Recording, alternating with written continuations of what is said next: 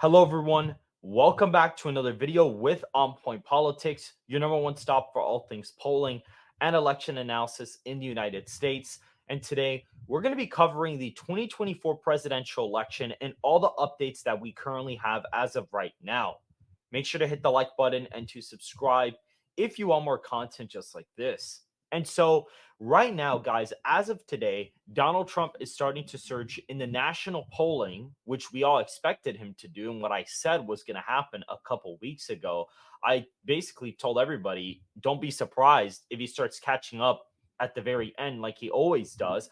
And that's exactly what's happening right now. If we actually go ahead and look at RCP, you're going to find something very interesting.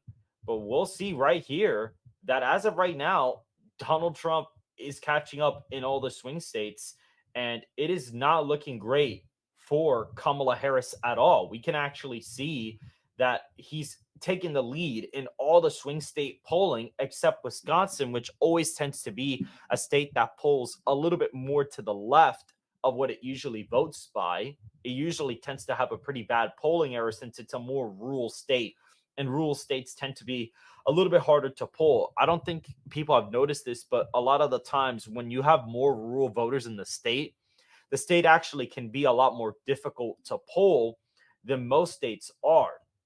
And so we see that Donald Trump has caught up in all the swing states. Wisconsin is barely in that Democrat column. And the only reason why it's there is because you have a Marquette poll that has a Harris +4 result. Once that gets dropped out of the aggregate, it'll basically end up going back to a Trump lead in the state of Wisconsin and he'd be leading in all the swing states.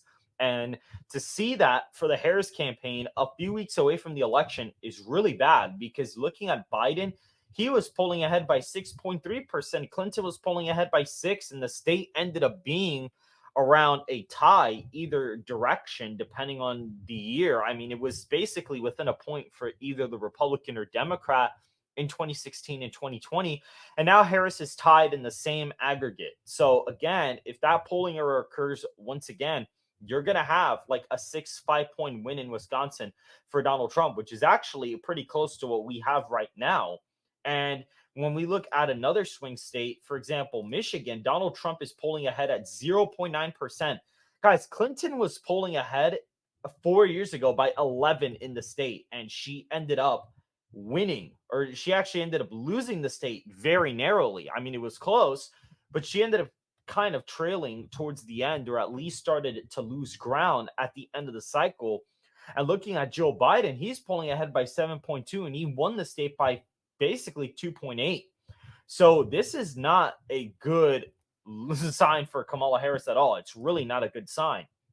The fact he's pulling ahead by almost a point, and she was pulling ahead by 11 just a couple, not even that long ago, is pretty nuts. And when we see here, there really wasn't that much polling in the state. There was, but you saw the aggregates were kind of funky. You saw that polling really wasn't updated here. At one point, Donald Trump kind of caught up pretty fast, and then he fell off again, and then he was catching up, and then he ended up falling off. And her lead actually ended up expanding to 12 points on October 19th, and Donald Trump finally caught up towards the end. So you saw that there. He surged in the state of Michigan right at the very end. That's there too. And the problem is that usually he tends to surge a little bit later in a lot of the polling. He tends to kind of catch up at the very end, but that's not what's happening right now. What's happening is Donald Trump's already catching up in some of the polling data. Usually he catches up in the third week of October. Now he's been catching up since the beginning of the month. If we were to go to a state like, let's go to Pennsylvania, for example. I mean, Biden was polling ahead by 7 4 years ago as of today, and Trump is basically tied in the state now, and Clinton was polling ahead by 8. And if we look at the aggregate here, you saw that Trump basically completely shot up towards the very end. He basically caught up right around the very end, and then the aggregate ended up being correct. And it's super funny too, because everyone's like, oh, but the polling was actually correct in 2020 in Pennsylvania. Yeah, at the very end. If you have to compare from the 4 years ago today, if you compare it that way, Biden was polling way better at that point. And you saw Donald Trump catches up at the very end. And Kamala Harris can't afford that to happen because he's already polling higher than what he got in 2016. And if Harris kind of goes down or stays here while Trump goes up, it's only going to be a matter of time before the election's effectively over. And this is the problem. Kamala Harris is struggling with African Americans, Hispanics. She's struggling with non college white voters, even to an extent, some college white voters as well. She's struggling with every single demographic. And it's actually putting her campaign in really big jeopardy and can actually cost her the presidency in a way that most people won't really expect. And right now, based on my accurate crosstab analysis, Donald Trump's on track to win the white vote by around 13. He's on track to lose African Americans by around a 50 something point margin, which is way better than what Kamala Harris, what Joe Biden did. I mean, Biden ended up doing like a 80 something point margin. She's only going to win by 53. That's not a good sign for her.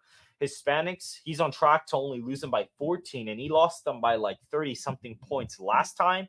And Asian slash other, he's on track to only lose them by 2 points. So again, it's a really bad sign for Kamala Harris going into the election. And if we were to actually map out what that looks like, the certain demographic crosstabs that I'm seeing based out of the most accurate pollsters from last cycle, if you were to actually see what that looks like, it is just a disaster for the Harris campaign. She would effectively lose in an electoral college landslide at that point. I mean, it would just be literally a disaster for the Harris campaign.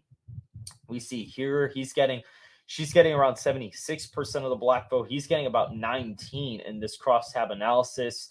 Looking at Hispanics, I mean, she's getting 55. He's getting about 41. And then Asian slash other, she's only getting 48. And then he's getting around 46. And then when you play around with some of the crosstab demographics here, we'll see, like, for example, I have African Americans and Hispanics both at 12 because that's kind of what the averaged out result looks like there. And then Asian slash other, roughly give or take, is at around 7.6%. So that's a lot higher than what people are typically used to. Hispanics at 11.6, and you see African Americans right at around 12%.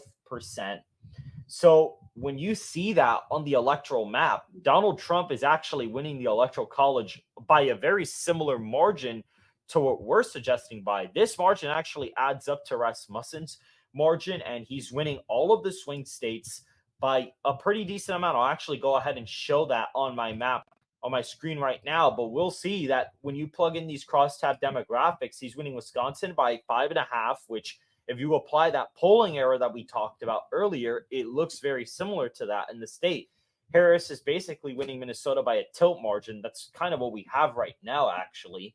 Harris only winning Virginia by 1.5, New Hampshire by 1.1, Maine by 2.6. New Jersey is a 7-point race. Delaware only a 10-point race. North Carolina 9, Georgia 8. Those are similar numbers. We have a Trump plus 12 result in Florida. This shows a 10%. Texas around 12. We have a little bit of a heavier margin. And then Ohio and Iowa, they're below 15, but we have slightly above 15 results in those states. But even Michigan is a 4.3 percentage point win. We have something very, very similar to that. I believe we have something very similar to that, actually. We actually do have something very similar. We have it as a very similar margin to that right now, especially in New Hampshire and in Maine. Like, a lot of the state results are pretty similar to what this demographic crosstab has compared to what our final result in our model is currently looking at right now. And so it's very interesting to see that Donald Trump is on track to do very well in the electoral college. And guys, let's say that, here's the problem for Harris. If she's down in the popular vote, there is no election. If she's down in the popular vote period, even if it's tied, it's done. She cannot afford to lose the popular vote at all, or really in reality to even lose it by like 3. Really, she needs to win the popular vote by over 3 to win, and she's not even polling at that. And the same polls that underestimate Donald Trump a bunch of times. And so that's the problem that she's facing in this general election. She's already polling worse than what Hillary Clinton polled by and those same aggregates underestimated her as well. And the problem is she caught up, or at least Donald Trump caught up at the end. That's the only reason why the polling miss wasn't as bad as it could have been, is because Donald Trump basically herded all the polls at the end. And he starts doing that in the third week of October, but except he's already beginning to do it right now. So if we continue on this trajectory, you could see him leading in the Wisconsin aggregate, the Michigan, the Pennsylvania aggregate, the Georgia, Arizona, Nevada aggregate by multiple points, just like where he was at when he was against Joe Biden right before the debate. You could see something similar to that actually happen in the polling aggregates, and could expect a pretty big loss for Kamala Harris if things catch up. And I mean, on average, we can look at the national aggregate. Biden finished the aggregate at 7.2. Biden's currently polling ahead by 9.2%. We look at Clinton, she finished at 3.2. So the average result of him catching up is about 2 points. That's like his average. So that means that by the time we get to the election, the electorate, or at least the aggregate, may be tied or even Trump plus one, depending on how bad the catch up is for Harris. And so if we see a tied aggregate or a Trump plus anything lead in the aggregate, you can expect him to win the popular vote by about 4 to 5 points. I would actually say that that could actually end up happening. And at that point, it would effectively be over. There is no election if he's ahead by that much. Just to give you an idea, it's done. It really is finished, because if he's tied or leading in the popular vote, all the swing states have to be big wins. It just mathematically wouldn't make any sense for him to somehow sweep all of the swing states, or sweep a lot of deep blue states and make gains in red states, but for whatever reason he doesn't make gains in the swing states. It just wouldn't really make any sense. If the popular vote is even tied, you probably are looking at a decent win in the Electoral College. If the popular vote is actually tied at that point, you're going to probably see the Rust Belt being lean victories. Maybe Arizona and Nevada are lean Republican, but like more than likely in a tied popular vote, this is what you'd be seeing. In the popular vote that I'm suggesting, which is around Trump plus 2 to 3, this is the kind of stuff you'd be seeing. You'd be seeing New Mexico, Virginia. These would basically be competitive. I mean, I can't see those states, Minnesota, New Hampshire, not being competitive if the popular vote is Trump plus 2 to 3, because by the time we get there, he would have gained a bunch in those battleground states. And so things are not looking good for Kamala Harris. I can say right now that she is down in all the swing states pretty comfortably for Donald Trump, at least. And a lot of the times, guys, when you have a result where the candidate wins, they usually tend to win a lot of the conventional swing states. And what I mean by conventional swing states, I mean the swing states that the news media talks about. So, for example, Obama in 08 won the Rust Belt. He won, Ohio, Iowa, and he actually even expanded the map and even picked up a North Carolina and almost even won Missouri and even won Indiana. And that was a kind of a strange flip. A lot of people didn't expect that. A lot of people knew it was going to be close, but they didn't know it was going to be that big of a margin, to the point where Obama was actually going to entirely flip the state of Indiana. In 2012, Romney did better, but he still took all the swing states with him. Donald Trump took a lot of the swing states with him and almost took a couple other ones, including Minnesota, New Hampshire, Colorado, and Nevada. I mean, he was close in them, and he took all the other swing states pretty easily and even expanded himself into the Rust Belt states.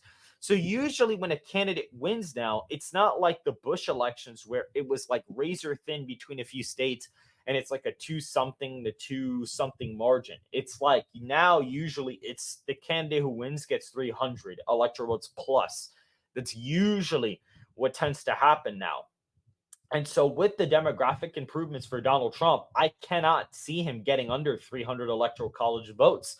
If we get to a point where the electorate is 25% for all voting blocks, then yeah, it's possible for them to be closer or for there to be some technicalities. But non-college whites are such a large part of the demographic that if Trump is winning even a little bit more with them than last time, he's basically guaranteed the general election. And so if you guys did enjoy this video, make sure to hit the like button and to subscribe. If you want more content just like this, make sure to go ahead and check out betonline.com, where you can actually bet on the latest odds for the presidential election. Kamala Harris is not even the favorite on BetOnline anymore. You can also see the betting margins here for the states as well. You can bet on how the margins are going to go, including the U.S. Senate elections and the House of Representatives. You even have here, what's pretty cool, is a parlay with the presidential winner and the next UK leader, which is really interesting that they even have this parlay. It would take you a while for this to even figure out what's going to happen here. That's going to be pretty interesting. But guys, make sure to go ahead and follow me on X in the description down below. Check out betonline.com, and we will see you guys in the next video.